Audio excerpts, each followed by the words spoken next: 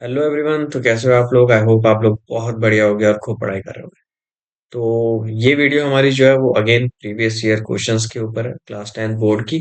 तो चलिए शुरू करते हैं फर्स्ट क्वेश्चन के। फर्स्ट क्वेश्चन हमें बोल रहा है इस वीडियो का, जो कि फिलहाल सेवन्थ क्वेश्चन है हमारा। Two concentric circles. Concentric circles का मतलब होता है जिन सर्कल्स का सेंटर सेम होता है। मतलब जो दो सर्कल हमें दे रखे हैं 4 सेंटीमीटर एंड 3 सेंटीमीटर रेडियस के, उनका जो सेंटर होगा वो सेम होगा। तो आइए हम बनाते हैं यहाँ पर।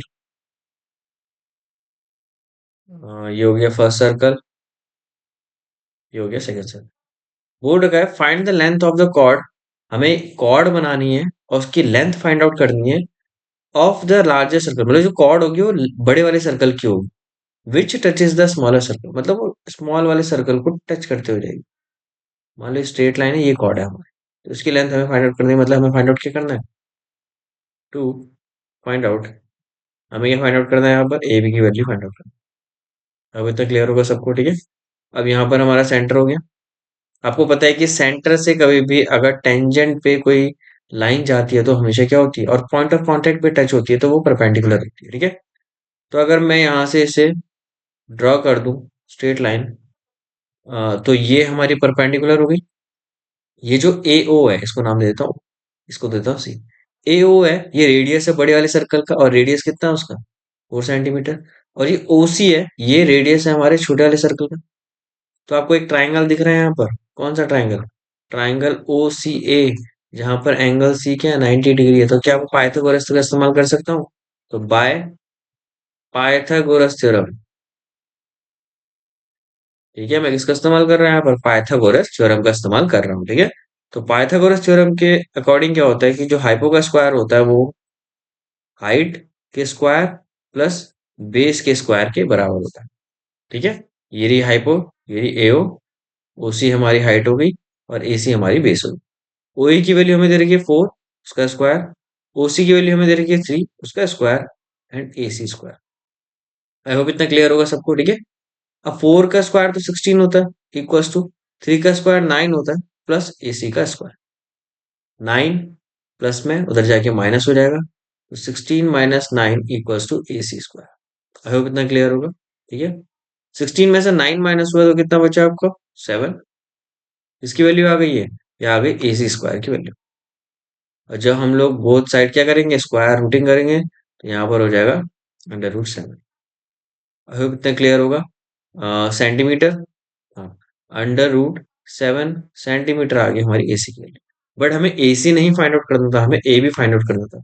बट आपको पता है कि कभी भी सेंटर से परपेंडिकुलर लाइन जब पॉइंट ऑफ कांटेक्ट पर टच होती है तो उस लाइन को दो इक्वल हिस्से में बांट देती है।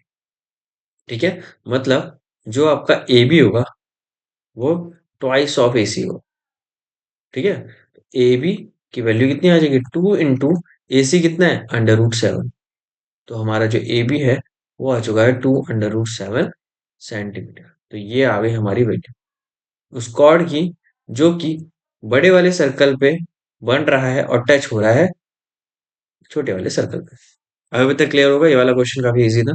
ठीक है, सर्कल चैप्टर्स का था। बढ़ते हैं नेक्स्ट क्वेश्चन की तरफ। ठीक है। नेक्स्ट क्वेश्चन हमारा है एप्लीकेशन ऑफ ट्रिग्नोमेट्री से।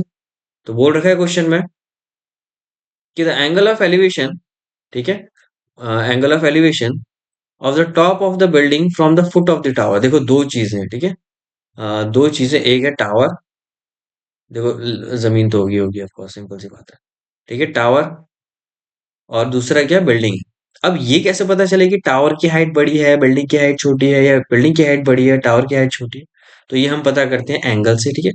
The angle of elevation of the top of building from the foot of the tower. कितना एंगल ऑफ एलिवेशन है? बोल रखा है कि बिल्डिंग के टॉप पे कहाँ से? टावर के फुट से जो एंगल बन रहा है एलिवेशन का वो बन रहा है 30 डिग्री। इससे मुझे कुछ समझ नहीं आया कि कौन सा बड़ा है कौन सा छोटा है। ठीक है। इससे क्लियर नहीं हुआ। अब आगे देखते हैं। And the angle of elevation of the top of the tower from the foot of the building is 60 degree.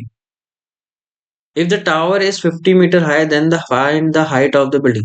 देखो यहाँ इस क्वेश्चन में मुझे पता ही नहीं चल रहा कौन सा बड़ा है, बिल्डिंग बड़ी है या फिर आपका टावर बड़ा है। तो सिंपल सा हम लोग क्या कर लेंगे, एक डायग्राम बना ही लेंगे जिसमें हम मान लेते हैं कि बिल्डिंग बड़ा है। ठीक है, मान लेते हैं बिल्डिंग बड़ा है। ठीक है।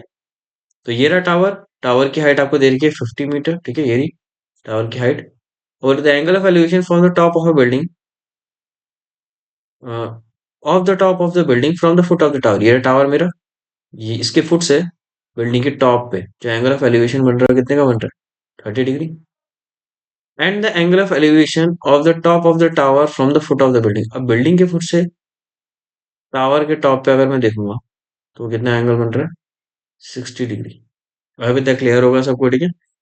अब बोल रखा है टावर बिल्डिंग 60 डिग्री, ठीक है। इफ द टावर इज, ठीक है, then the height of the building, मतलब हमें हाइट निकालनी है किसकी, बिल्डिंग की, तो मैं एक्स मान लेता हूँ, ठीक है, एक्स मीटर्स। अभी तक क्लियर होगा। तो सबसे पहले मैं क्या करता हूँ, मैं ये देखता हूँ कि दोनों ट्राइंगल्स में कॉमन क्या है, ठीक है। दोनों ट्राइंगल राइट एंगल ट्राइंगल है, क्योंकि टावर भी राइट एंगल खड़ा खड़ा होगा ग्राउंड पे, और बिल्डिंग भी।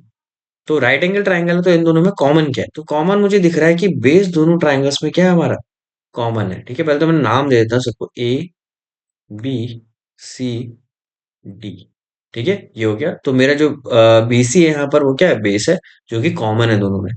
तो मैं इस्तेमाल करूंगा जो गिवन है उसका, और जो कॉमन है उसका। तो मतलब परपेंडिकुलर और बेस। और परपेंडिकुलर और बेस का रिलेशन किसका होता है, 10 का होता है। तो हम दोनों ट्राइंगल्स में क्या लगाएंगे, 10 की वैल्यूज लगाएंगे, ठीक है। सबसे पहले मैं लेता हूँ टावर वाले ट्राइंगल में, इन ट्राइंगल ए बी सी, जहां पर एंगल बी क्या है, 90 डिग्री है। तो मैं जब वैल्यू रखता हूँ यहाँ पर 10, और एंगल ऑफ एलिवेशन क्या है, 60 डिग्री, इक्वल्स टू हो जाएगा perpendicular which is 50 centimetre, and base which is BC. अभी तक क्लियर होगा। 1060 की वैल्यू क्या होती है, अब यहाँ पर आपको टेबल आनी चाहिए। आपको नहीं आती, मुझे भी याद नहीं है पूरी अच्छे से टेबल। वैसे शायद अंडर रूट 2 3 होती है, लेकिन तभी मैं निकाल के देखता हूँ। साइन 60 मेरा होता है अपॉन कॉस 60, 10 यही तो होता है। अब ऐसे भी निकाल सकते हैं। साइन 60 कितना होता है, मैंने आपको टेबल बनानी सिखाई थी, तो वो स्टार्टिंग की वैल्यू तो मैंने बोली थी कि ये रट लेना, ठीक है। तो साइन 60 हमारा कितना होता है, अंडर रूट 3/2,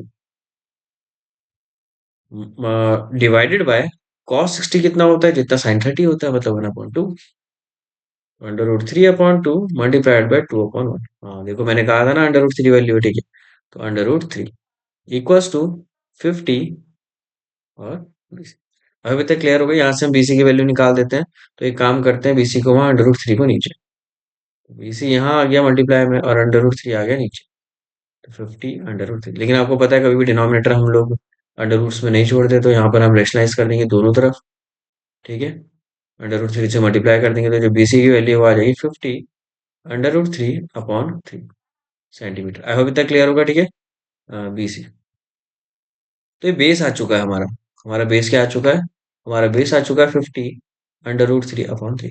अब बेस आ चुका है, तो हम इजीली एक्स की वैल्यू निकाल सकते हैं, क्योंकि हम इस ट्राइंगल में ले लेंगे जो बिल्डिंग वाला है, ठीक है। उस राइट एंगल ट्राइंगल में हम लोग यूज कर लेंगे। तो कौन सा ट्राइंगल था, सॉरी, ट्राइंगल था डी सी बी।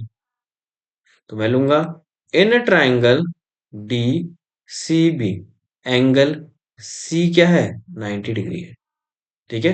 तो इस ट्राइंगल में मैं 10 की वैल्यू लगाऊंगा, और एंगल कितना है, एंगल है 30 डिग्री, ठीक है, इस ट्राइंगल के लिए। तो यहाँ पर मैं जो 10 की वैल्यू है वो क्या लूंगा, 30 डिग्री। और वो होती है परपेंडिकुलर, जो कि हमने एक्स लिया था, जो कि बिल्डिंग की हाइट थी, वही तो निकालना है। काफी बुरा एक्स बनाया मैंने, सॉरी, ठीक है। एक्स बनाता हूँ दोबारा, तब भी ठीक है। चलो, एक्स अपॉन बेस, बेस हमारा आ चुका था कितना, 50 अंडर रूट 3/3। अब देखो, ये ऐसे लिखने में मुझे बड़ी प्रॉब्लम आती है, तो मैं इसको ऐसे लिखता हूँ, x divided by 50 under root 3/3, ठीक है। तो इसकी वैल्यू कितनी आ जाएगी, 1030 की, 1030 की वैल्यू कितनी होती है, वेट, ये इक्वल टू का साइन लगाता हूँ, कौन सा साइन लगा दिया मैंने, 1030 की वैल्यू कितनी होती है, 1/√3, इक्वल्स टू, सामने है एक्स, डिवाइड हटेगा, बता रखा है मैंने कि मल्टीप्लाई लगता है तो सामने वाला रेसिप्रोकल लगाता है। अभी तक क्लियर होगा। अंडर रूट से अंडर रूट 3 पूरा कट गया, ठीक है। 50 आ जाएगा वहां डिवाइड से मल्टीप्लाई में, और 3 चला जाएगा डिवाइड। तो 50/3 सेंटीमीटर यही आ चुकी है हमारी किसकी, बिल्डिंग की हाइट आ चुकी है। आई होप आपको ये क्लियर होगा, काफी इजी सॉल्यूशन था इसका भी, ठीक है। मैं दोबारा रिपीट कर देता हूँ, हमें क्वेश्चन में ये नहीं पता था कि क्या उसकी हाइट बड़ी होगी क्या छोटी होगी। अच्छा, मुझे अब यहाँ से बताना क्या बिल्डिंग बड़ी है छोटी है टावर से। हाँ, बिल्डिंग जो है वो क्या है, छोटी है। अगर आप इसे डिवाइड करोगे तो यहाँ 50 से, देखो क्योंकि टावर कितना था, 50 था, तो उससे छोटा है। तो हम लोग यहाँ पर नहीं, क्वेश्चन से तो मैं नहीं बता पा रहा था कि कौन बड़ा है कौन छोटा है, तो इसलिए मैंने लेट कर लिया कि चलो बिल्डिंग बड़ी है। कोई गलत नहीं होगा आपका आंसर, ठीक है, सॉल्यूशन बिल्कुल सही आएगा। आई होप क्लियर होगा, ठीक है। यहाँ पर रिपीट कर देता हूँ। कह रखा था कि जो टावर है, जो ए बी हमारा टावर है, उसके फुट से बिल्डिंग के टॉप पे जो एंगल ऑफ एलिवेशन बन रहा है 30 का बन रहा है। और इसके फुट से, बिल्डिंग की फुट से टावर के टॉप पे जो एंगल ऑफ एलिवेशन बन रहा है वो 60 का। और बोल रखा है टावर की हाइट आपको कितनी दे रखी है, 50। अब मैंने सबसे पहले देखा दोनों ट्राइंगल्स में कॉमन क्या आ रहा था, कॉमन हमारा बेस आ रहा था। गिवन हमें परपेंडिकुलर था, तो परपेंडिकुलर अपॉन बेस क्या होता है, 10 का होता है फॉर्मूला। तो मैंने दोनों ट्राइंगल्स में 10 का इस्तेमाल करा, पहले बेस निकाला एंड देन मैंने क्या करा, बिल्डिंग की हाइट निकाल दी। अब अभी तक क्लियर होगा, काफी इजी क्वेश्चन था। आइए बढ़ते हैं नेक्स्ट क्वेश्चन की तरफ, ठीक है। तो नेक्स्ट क्वेश्चन में क्या बोल रखा है, ये भी एप्लीकेशन ऑफ ट्रिग्नोमेट्री का ही क्वेश्चन लग रहा है मुझे। From a point on a bridge across the river, the angle of depression of the bank on opposite side of the river are this and this. If the bridge is at a height of 3 meter from the bank, then find the width of the river. अच्छा, तो बोल रखा है कोई bridge है, ठीक है, मतलब मान लो ये नदी जा रही है आपकी, ठीक है, मान लो ये दो पॉइंट पर नदी है, ठीक है, मैं कोई 3D फिगर नहीं बना रहा, पर नदी है। बेसिकली बीच में नदी बह रही है, ठीक है, इस साइड भी लैंड एरिया है पूरा, और इस साइड भी लैंड एरिया है, ठीक है। इसके ऊपर क्या है, एक ब्रिज है, ठीक है, एक ब्रिज बना रखा है, ठीक है। बोल रखा है from a point on a bridge across the river, the angle of depression of the bank on opposite side of the river are 30 degree and 45 degree. If the bridge is at the height is at a height, ये दो बार क्यों लिख दिया, is at a height of 3 meter from the bank, then find the width of the river। अच्छा, बोल रखा है bridge इसके बीच में है, ठीक है। कुछ कैसे बनाओ ब्रिज में, 3 मीटर की हाइट पे ब्रिज है, ऐसा कुछ ब्रिज है 3 मीटर की हाइट पे। ये जो हाइट है ये 3 मीटर है, ठीक है, रिवर से। From the bank if the bridge is at the height, अच्छा ठीक है चलो, बादल एक ही है कि 3 यहाँ पर भी है, 3 यहाँ पर भी है, 3 यहाँ पर भी। बोल रखा है कि दोनों रिवर के, अच्छा मैं दोबारा इसको डायग्राम को अच्छा बनाता हूँ, थोड़ा बेहतर बनाता हूँ, ऐसे तो काफी कंफ्यूजन पैदा हो रही है, ठीक है। तो wait, from point on a bridge across a river, the angle of elevation, sorry angle of depression of the bank on opposite side of the river. चलो इसको देखते हैं, ठीक है। ये हमारे दो पॉइंट हो गए, ठीक है। ब्रिज बना हुआ है, ब्रिज 3 मीटर की हाइट पे है बैंक से, ऐसे बन सकता है, अच्छा ठीक है, ऐसे ले लेता हूँ।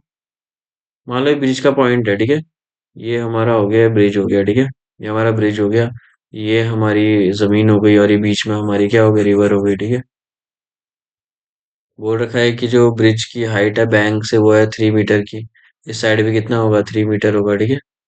अब इस ब्रिज के किसी पॉइंट से एंगल ऑफ डिप्रेशन जो बन रहा है, एंगल ऑफ डिप्रेशन का मतलब ये हॉरिजॉन्टल लाइन है, वहां से कुछ ऐसे करके इस बैंक पे, वहां से कुछ इस बैंक पे, मतलब ये जो बन रहा है और ये जो एंगल बन रहा है, ये एंगल बन रहा है 30 डिग्री का, ये एंगल बन रहा है अगेन 30 डिग्री, सॉरी 45 डिग्री का।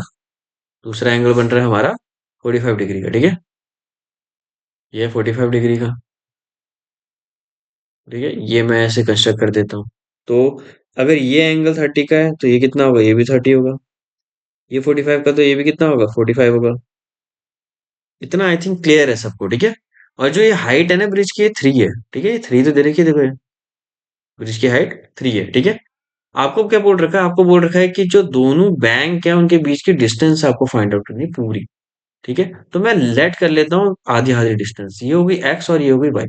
हमें क्या निकालना है, A B C and D दे देता हूँ, ठीक है।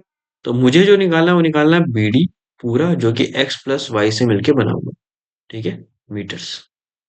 आई होप इतना क्लियर होगा सबको। ये मुझे निकालना है, एक्स और वाई के अलग अलग। तो मुझे दो ट्राइंगल दिख रहे हैं, ये ऑफ कोर्स 90 होगा, ये भी 90 होगा।